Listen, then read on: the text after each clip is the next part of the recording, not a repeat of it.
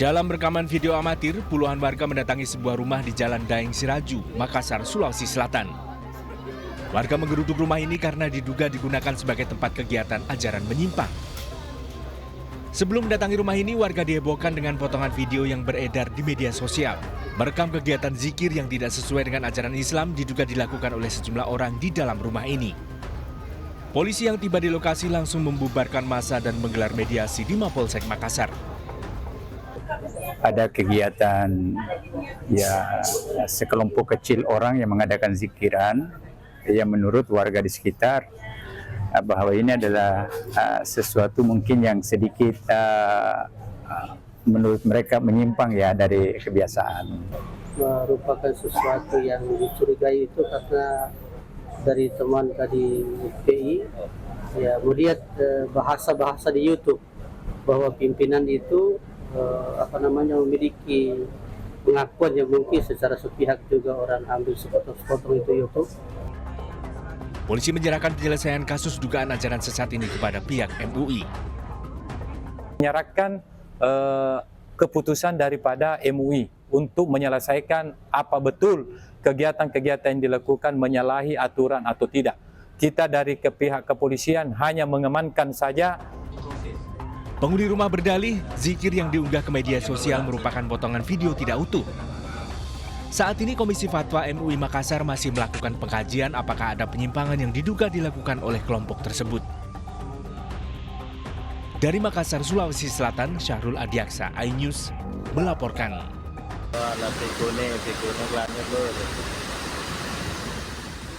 Banjir lahan Gunung Semeru memakan korban jiwa. Suparman, warga Kesamben Blitar, Jawa Timur, operator ekskavator tambang pasir, ditemukan warga di aliran Sungai Gelidik, perbatasan Lumajang dan Malang. Korban ditemukan sekitar 7 km dari lokasi awal kejadian.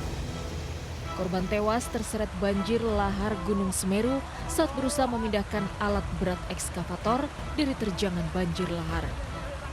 Namun belum sampai di tepian sungai, banjir lahar menerjang dan menyeret ekskavator. Memberi peringatan dengan cuaca ekstrim ini, hati-hati. Dan untuk para penambang, kalau sudah mendung dan muncul butiran gerimis, segera minggir.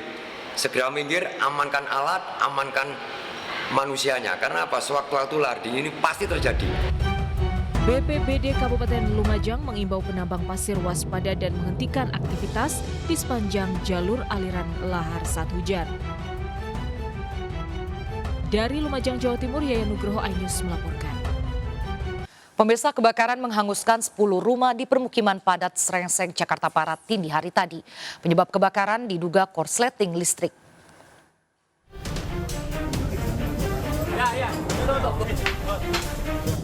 Kebakaran besar melanda permukiman padat penduduk RT 7 RW 3 Srengseng Kembangan, Jakarta Barat dini hari tadi.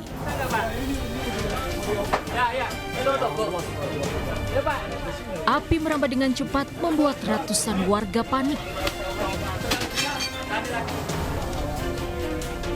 Sedikitnya 10 rumah warga ludes terbakar.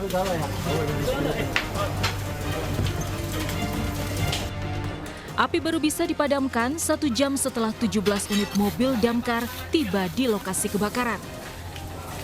Belum diketahui penyebab pasti kebakaran, tapi dugaan sementara akibat korsleting listrik. Ini yang kebakar apa aja, Bang? Rumah kontrakan, rumah pribadi. Tadi awal mulanya yang Abang tahu gimana, Bang? Gua nggak gede aja, apinya saya kurang tahu juga dari mana. Katanya sih dengar-dengar korslet listrik. Puluhan warga kini kehilangan tempat tinggal dan harta benda akibat musibah kebakaran ini. Dari Jakarta, Rio Manik, iNews melaporkan. Dikira tertidur pulas, bocah perempuan 5 tahun di Tulung Agung tewas di kamar rumahnya. Sementara sang ibu kritis dilarikan ke rumah sakit mengalami muntah-muntah.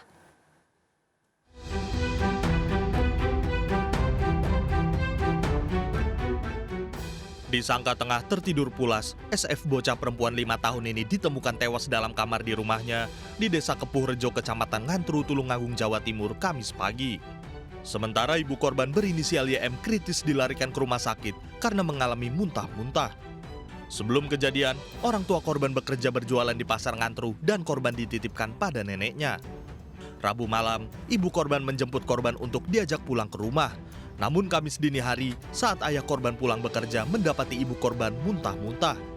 Sementara orang tuanya ke rumah sakit, korban di rumah ditemani neneknya.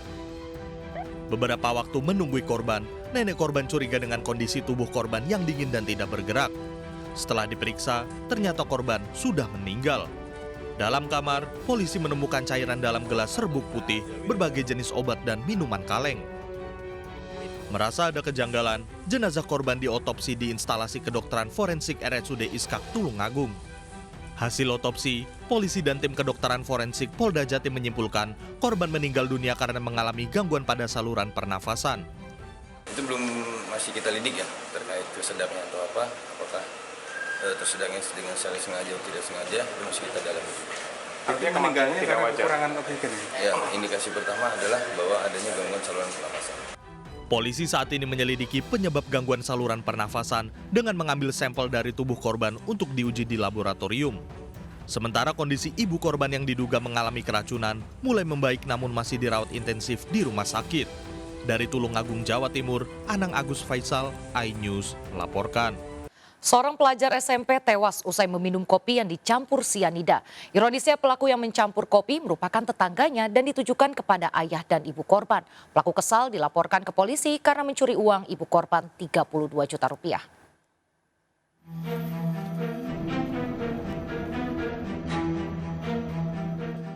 Petugas membongkar makam Muhammad Rizky Saputra di pemakaman Desa Sudimoro, Pacitan, Jawa Timur.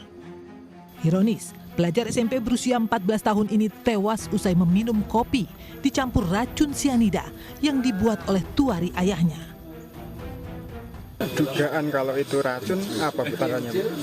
Kalau itu racun kan kalau cuma kopi-kopi biasa kan kemungkinan tidak mungkin kan langsung sekaligus dalam waktu 5 menit langsung. Itu kayaknya kan orang-orang juga janggal kan, nggak mungkin kan. Yang buatkan kopi? Yang buatkan kopi bapaknya. Tadi bapaknya ini juga sama polisi dicurigai. Hasil penyelidikan polisi mengungkap fakta mengejutkan. Pelaku yang menuang racun sianida dalam kopi tersebut ternyata Ayu Vindi Antika, tetangga korban. Kopi dicampur racun sianida itu sebenarnya ditujukan wanita 26 tahun ini pada Tuari dan Sukatmini, ayah dan ibu korban. Kopi yang diminum oleh si korban dengan hasil dari pemeriksaan ekshumasi sampel dari bagian tubuh yang dicek ke labor itu adalah identik, yaitu mengandung sianida. Sianida ini racun sianida. Peristiwa berawal saat Sukatmini, ibu korban, kehilangan uang 32 juta rupiah. Sukatmini lalu melapor ke polisi dan menduga pelaku pencurian adalah Ayu Vindi, tetangganya yang kerap datang ke rumah korban. Esok hari khawatir perbuatannya terungkap, pelaku mencoba menghilangkan jejak dengan memberi racun ke kopi yang biasa diminum oleh Toari dan istrinya sehingga seolah bunuh diri. Pelaku mengaku membeli racun sianida secara online.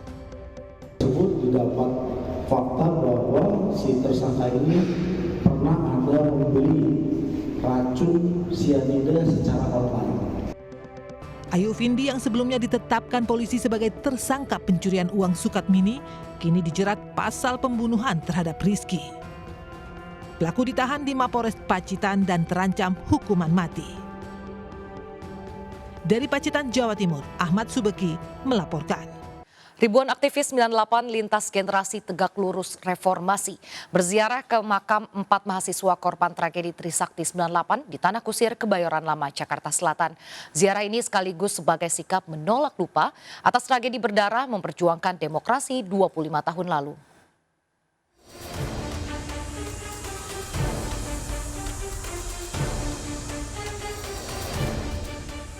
Menggunakan pakaian hitam bertuliskan seret penculik ke penjara bukan ke istana. Ribuan aktivis 98 berziarah ke TPU Tanah Kusir, Kebayoran Lama, Jakarta Selatan pada Kamis siang.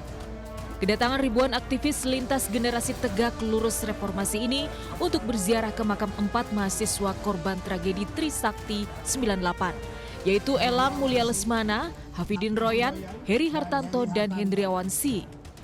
Selain mendoakan almarhum, ziarah ini juga sebagai pengingat akan tragedi berdarah perjuangan menegakkan demokrasi saat reformasi menumbangkan rezim Orde Baru.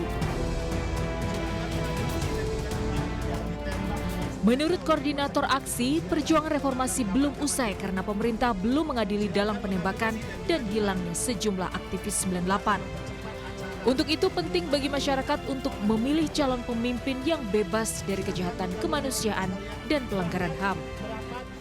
Prabowo misalnya sudah jelas dinyatakan dalam keputusan Dewan Kehormatan Perwira melakukan tindak pidana perampasan kemerdekaan dan penculikan dengan memerintahkan Satgas Merpati dan Satgas Timawar. Terlebih dalam menghadapi kontestasi 2024, kita tidak ingin dan kita memberikan pesan pada rakyat, jangan pernah bangsa ini memilih pemimpin yang dikenal sebagai pelaku kejahatan hak asasi manusia. Ini menjadi ancaman serius bagi demokrasi, ancaman serius bagi kejahatan HAM, ancaman serius bagi pandangan dunia internasional kepada negara kita. 4 mahasiswa Trisakti tewas tertembak dalam aksi demonstrasi 12 Mei 1998. Aksi berdarah tersebut untuk menuntut Soeharto turun dari jabatannya sebagai presiden. Dari Jakarta Selatan, Helmi Sajengbati, iNews melaporkan. Keresahan atas mundurnya demokrasi juga dirasakan elemen sivitas akademika dari berbagai universitas, di antaranya UGM, UI Yogyakarta, dan Universitas Indonesia. Dalam 3 hari berturut-turut, sivitas akademika ketiga universitas tersebut menyampaikan petisi kekecewaan atas sikap pemerintah yang dinilai menyimpang dari prinsip demokrasi.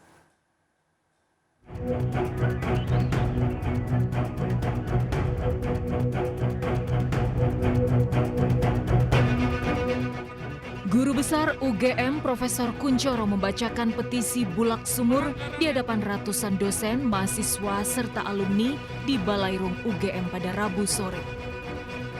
Petisi ditujukan ke pemerintahan Jokowi berisi kekecewaan dan keresahan atas sederet pelanggaran prinsip demokrasi yang terjadi jelang pemilu 2024. Pembenaran Presiden tentang keterlibatan pejabat publik dalam kampanye politik serta netralitas dan keterpihakan merupakan wujud penyimpangan dan ketidakpedulian akan prinsip demokrasi.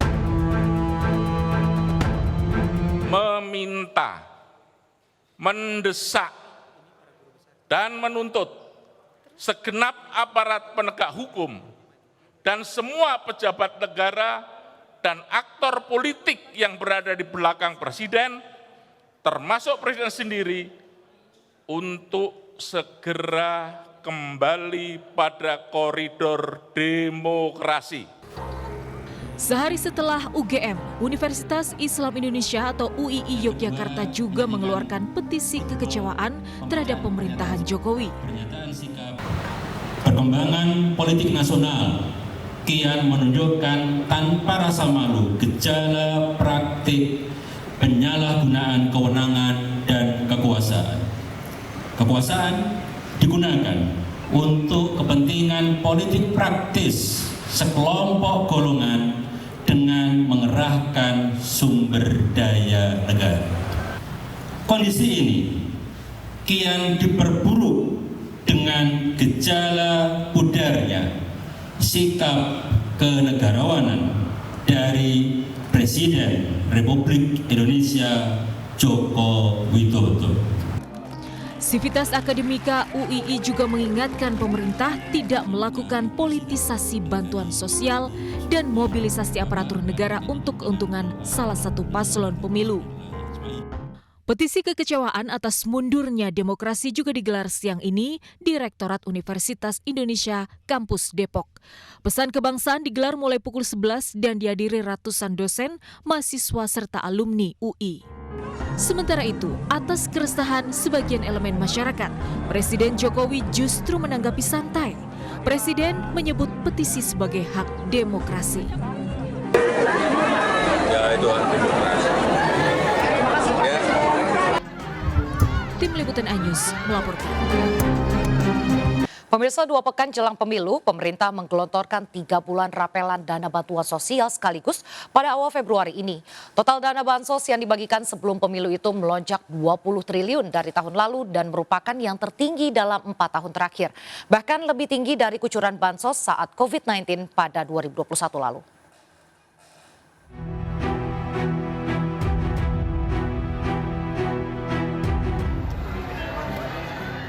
Presiden Jokowi membagi-bagikan bantuan beras 10 kg per keluarga bagi ribuan warga Telukan, Pandean, dan Parangjoro Grogol, Sukoharjo, Jawa Tengah.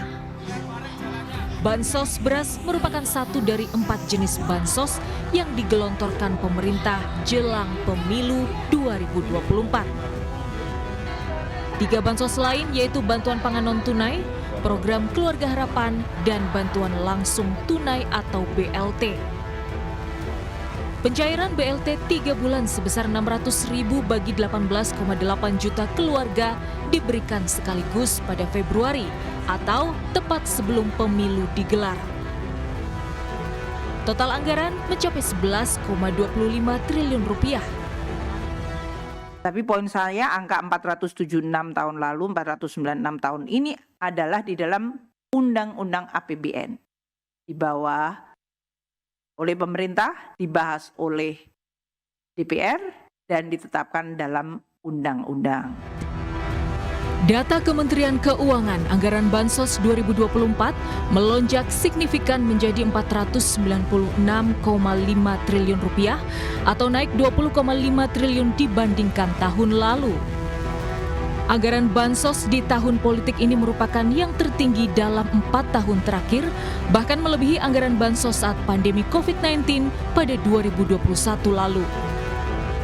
Jor-joran dana Bansos di tahun politik bukan tidak mungkin memaksa Kementerian Keuangan untuk otak-atik dan harus merealokasi anggaran.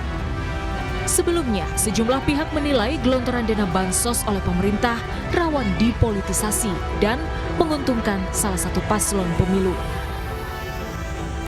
Tim Liputan iNews melaporkan. Pemirsa, usai kampanye akbar di Manado, Sulawesi Utara, Capres nomor urut 3 Ganjar Pranowo melanjutkan kampanye di sejumlah kota di Jawa Tengah. Saat berkampanye di Purworejo, Ganjar menemui pendukungnya dan mengunjungi sentra pembibitan tanaman.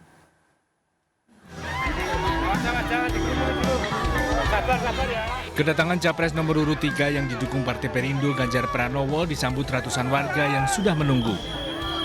Begitu Ganjar tiba, warga berebut untuk bersalaman dan meminta untuk berfoto bersama.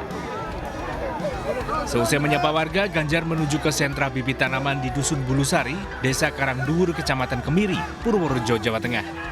Ganjar menyempatkan berdialog dengan para petani pembibitan tanaman di kawasan ini. Menurut Ganjar, kawasan ini bisa menjadi sentra bibit terbaik di Indonesia. Salah satunya karena bibit yang dihasilkan berkualitas dan beragam jenis, dari bibit buah-buahan hingga tanaman keras. Kondisi ekonomi yang sangat bagus. Nah, saya titip betul. Kualitasnya dijaga, ya. Kalau perlu ini dijadikan daerah kawasan untuk pembibitan. Sehingga bisa menjadi pusat bibit dan ternyata sudah terkenal di banyak tempat. Ganjar berharap sentra bibit ini mendapatkan perhatian lebih dari pemerintah agar bisa meningkatkan produksi bibit tanaman yang saat ini mencapai 40.000 bibit per bulan untuk memenuhi permintaan pembeli di seluruh Indonesia. Dari Purworejo, Jawa Tengah, Joyartoyo, iNews melaporkan. Usai resmi mengundurkan diri sebagai Menko Polhukam, Mahfud MD berolahraga pagi mengunjungi Kementerian Koordinator Politik, Hukum, dan Keamanan. Mahfud MD berpamitan dengan seluruh pegawai. Mahfud MD pagi tadi bersama sejumlah staf Kemenko Polhukam lari pagi di sekitar Monas, Jakarta Pusat. Kegiatan ini menjadi kegiatan terakhir sebagai Menko Polhukam setelah kemarin resmi mengajukan surat pengunduran diri ke Presiden Joko Widodo. Mahfud MD berpamitan pada seluruh staf di Kemenko Polhukam. Mahfud MD berpesan agar staf Kemenko Polhukam netral dalam pemilu 2024. Mahfud MD mengundurkan diri dari jabatannya sebagai Menko Polhukam agar bisa berkonsentrasi penuh sebagai cawapres nomor urut 3. Profesional sebagai abdi negara yang bekerja di sini kan ingin mengabdi kepada negara, ya bekerja kepada negara dengan baik sesuai dengan konstitusi. Kalau kaitannya dengan pemilu, konstitusi itu memberikan hak pilih. Ya pilihlah dengan benar, dengan jujur. Karena menurut saya setiap ketidakjujuran itu hanya akan menimbulkan masalah yang ditunda. Dilihat saja nanti, ketidakjujuran. Kampanye akbar Capres nomor urut 1 Anies Baswedan di lapangan Reformasi Deli Serdang, Sumatera Utara dihadiri ribuan pendukung. Padatnya pendukung membuat sejumlah simpatisan pingsan. Sejumlah simpatisan dan pendukung Anies Baswedan pingsan hingga harus digotong tim medis ke atas panggung dan keluar lapangan. Warga yang pingsan ini diduga kelelahan dan dehidrasi akibat berdesakan dan teriknya cuaca di lokasi. Dalam kampanyenya, Anies Baswedan menjanjikan sembako murah dan mempermudah lapangan pekerjaan.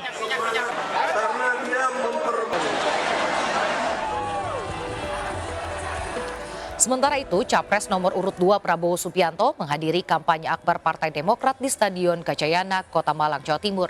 Prabowo disambut Ketua Dewan Pembina Partai Demokrat Susilo Bambang Yudhoyono serta Ketua Umum Partai Demokrat Agus Harimurti Yudhoyono. Dalam orasinya, Prabowo mengatakan kehadiran massa Partai Demokrat memompa semangat dan energi baru. Terima kasih masih bersama kami. Pemirsa, media sosial dihebohkan usai beredarnya video YouTube milik National Corruption Watch yang menerima laporan adanya kasus pencucian uang yang melibatkan artis Raffi Ahmad, yaitu maksud kami adalah yang melibatkan artis Raffi Ahmad, dan Raffi Ahmad membantah tudingan dugaan pencucian uang yang dilontarkan oleh pihak National Corruption Watch tersebut.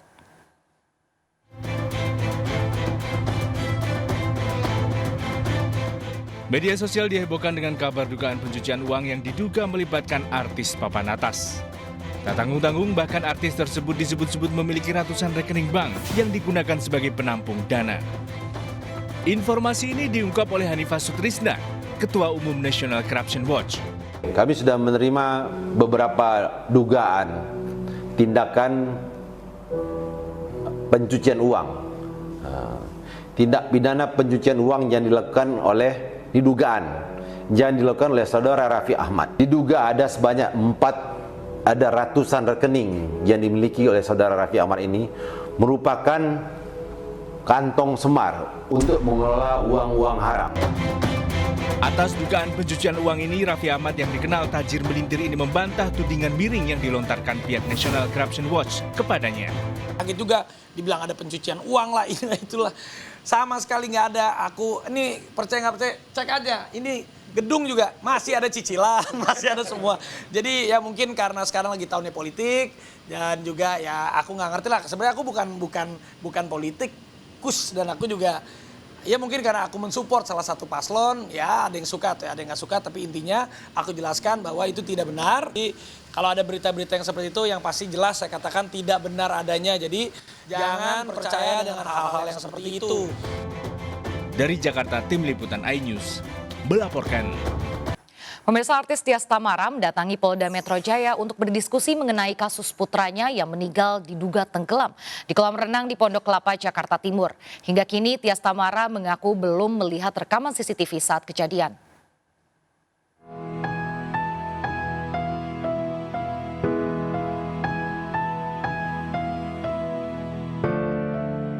Raden Andante Khalif Pramudityo, putra tunggal artis sinetron Tias Tamara, meninggal dunia akibat tenggelam di kolam renang permainan air di kawasan Pondok Kelapa, Jakarta Timur, Sabtu pekan lalu. Tias Tamara pun telah menyerahkan kasus ini ke polisi. Kamis siang, Tias Tamara didampingi kuasa hukumnya Sandi Arifin menyambangi Polda Metro Jaya untuk berdiskusi perihal kasus meninggalnya Dante putranya yang kini ditangani Polsek Durensawit, Jakarta Timur. Tias Tamara mengiyakan saat kejadian putranya bersama orang dewasa yang ia percayai. Kita belum buka CCTV ya Kak, karena semuanya kan udah diserahkan ke pihak yang berwajib, udah diserahkan ke pihak yang berwenang, yang berwajib, jadi aku percayakan sama polisian. Dan polisian juga sangat tanggap banget ya, dari kemarin aku terima kasih banget sama polisian yang sudah sangat cepat menangani kasusnya Dante. Yang dilaporkan siapa kamu? Mengenai laporan sudah ada yang dilaporkan, tapi kan kita tidak mungkin memberikan namanya karena prosesnya masih dalam penyelidikan. Sementara mengenai rekaman CCTV saat kejadian di lokasi, Tias Tamara belum melihat karena sudah menyerahkan ke polisi. Sebelumnya keluarga melapor ke polisi karena mencurigai adanya kejanggalan lantaran bocah 6 tahun ini diketahui pandai berenang dan merupakan murid sekolah renang. Polisi pun telah menggelar olah TKP dan memeriksa 5 saksi. Polisi juga sudah mengumpulkan barang bukti di antaranya rekaman CCTV saat kejadian korban tenggelam. Dari Jakarta, tim liputan iNews melaporkan. Pemirsa, instalasi pipa air bersih milik Perumda Pamjaya jebol di titik Kalisunter, Jakarta Utara. Akibatnya warga di 2 RW mengalami krisis air.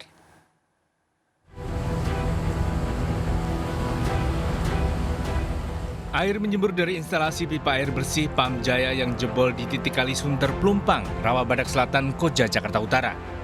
Air bersih yang menyembur terbuang ke aliran Kalisunter. Sejumlah warga menampung air bersih dari pipa yang jebol menggunakan jerigen dan galon. Pipa PAM yang jebol mengakibatkan warga di 2 RW di Kelurahan Rawabadak Selatan, Koja krisis air bersih. Air bersih dari Pamjaya tidak lagi mengalir sejak Rabu sore. Warga kesulitan beraktivitas membutuhkan air bersih untuk keperluan konsumsi. Menurut warga, pipa air bersih jebol sejak hari Rabu saat aliran Kalisunter naik menyusul hujan deras dan kiriman air dari kawasan timur ibu kota. Katanya ini karena memang hantaman air juga, karena batasan dan ini juga pernah terjadi ini. Kalau kronologi, jadi sekarang ini penduduk wilayah selatan di RW 4 ini semua nggak ada air pump. Nggak pakai apa-apa, malah saya masak nggak bisa, masak nasi juga nggak bisa. Dari kemarin ya? Iya, jadi bingung, orang nggak ada air bersih gimana? Oke, kalau hari ini berarti tadi baru beli air? Ya, kemungkinan baru bisa masak, hari ini baru bisa masak nasi. Hingga Kamis petang, belum ada penanganan dari petugas terkait pipa jebol tersebut. Dari Jakarta, Sofyan Firdaus, iNews, melaporkan. Terima kasih masih bersama kami. Pemirsa, janjikan uang berlipat ganda. Dukun palsu pengganda uang di Bantul, Yogyakarta dilaporkan oleh salah seorang korbannya. Korban mengalami kerugian hingga 430 juta.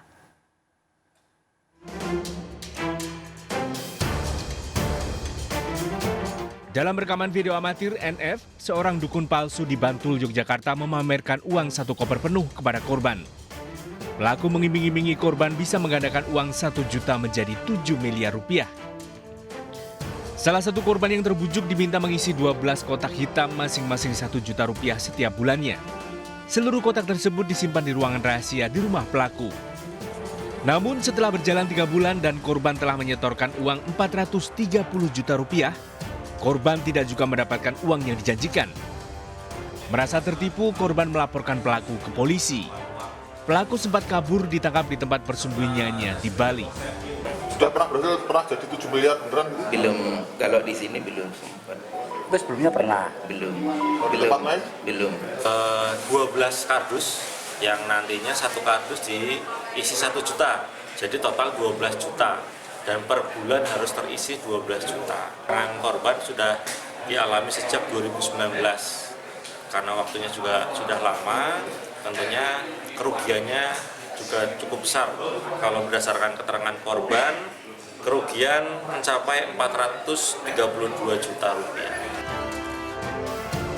Pelaku ditahan berikut barang bukti diantaranya kotak penyimpan uang, dupa dan buku mantra, serta peralatan praktek perdukunan. Pelaku dijerat dengan pasal penipuan dan terancam 4 tahun penjara. Dari Bantul, Yogyakarta, Trisna Purwoko, iNews, melaporkan. Pemirsa, di masa kampanye Partai Perindo semakin gencar membantu masyarakat untuk mendapatkan minyak goreng murah dan akses layanan kesehatan gratis di berbagai daerah. Kali ini Partai Perindo melayani masyarakat di Kebonjeruk, Jakarta Barat.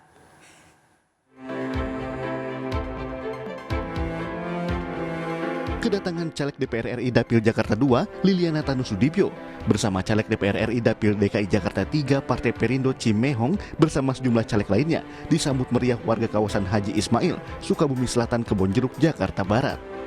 Ribuan warga yang didominasi emak-emak ini berbondong-bondong untuk hadir dalam bazar minyak goreng murah seharga Rp5.000, sekaligus pengecekan kesehatan gratis untuk warga yang membutuhkan.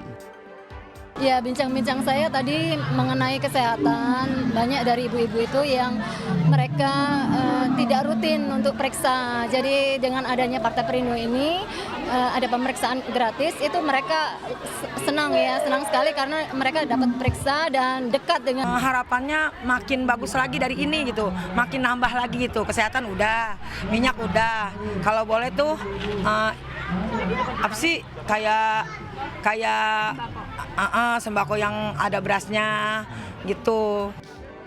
Pada kesempatan ini, para caleg Partai Perindo juga menyerap aspirasi masyarakat yang ingin kesejahteraannya meningkat melalui pengembangan di sektor UMKM. Ketika memang kami diberikan amanah dan kami memiliki kursi, maka salah satu program kami adalah akan memperjuangkan anggaran 1 triliun untuk pengembangan UMKM di DKI Jakarta. Harapan warga sih kita terus ya, bukan saat ini aja kita mau pemilu ngadain. Kan Perindo juga terkenal dengan gerobaknya, kita mungkin UMKM-nya ya, gerobaknya kita akan support pelatihan dan lain-lain. Dalam kesempatan ini, masyarakat juga disosialisasikan tentang tata cara pencoblosan surat suara pemilu 2024, di mana Partai Perindo dengan nomor urut 16 dan mengajak warga untuk tidak golput. Tim Liputan iNews melaporkan. Pemirsa, Partai Perindo kembali menggelar bazar sembako murah dan pengecekan gratis untuk warga yang membutuhkan. Program rutin yang masih dilakukan di berbagai daerah ini bertujuan untuk membantu rakyat kecil sekaligus mengkampanyekan visi misi Partai Perindo.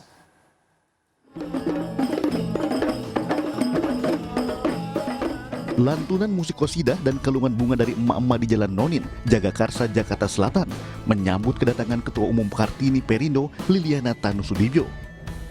Masyarakat sangat antusias dengan kedatangan caleg DPR RI Dapil DKI Jakarta 2 ini. Kedatangan Ketua Umum Kartini Perindo ini untuk meninjau langsung bazar sembako murah dan pengecekan kesehatan gratis yang diinisiasi oleh caleg DPRD DKI Jakarta Dapil 8 Devi Herlina. Ya, sambutannya sangat meriah dan kita melihat bahwa warga di sini memang sangat-sangat memerlukan kedatangan kita.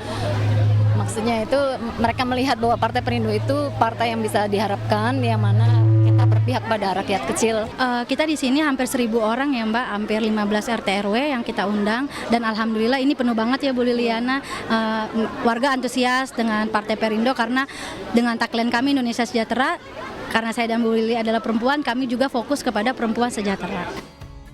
Warga merasa terbantu dengan program tebus sembako murah seharga Rp5.000, serta pengecekan kesehatan gula darah, asam urat, dan tekanan darah secara gratis. Semoga Partai Perindo ini lebih maju lagi dan sukses ya. Semoga ada seperti ini lagi bazar ini ya. Ibu Liliana Tanu-Sudibyo dan Ibu Devi, terima kasih dengan antusiasnya masyarakat RW 01 ini yang pastinya suka sekali dengan acara ini. Dalam kesempatan ini, Partai Perindo juga mensosialisasikan tata cara pencoblosan surat suara serta mengajak masyarakat untuk tidak golput. Tim Liputan iNews melaporkan.